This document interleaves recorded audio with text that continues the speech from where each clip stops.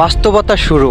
বাপের ভাই চাচার কাছ থেকে এক চিমটি ছাড় পাবে না স্বার্থের দুনিয়াতে।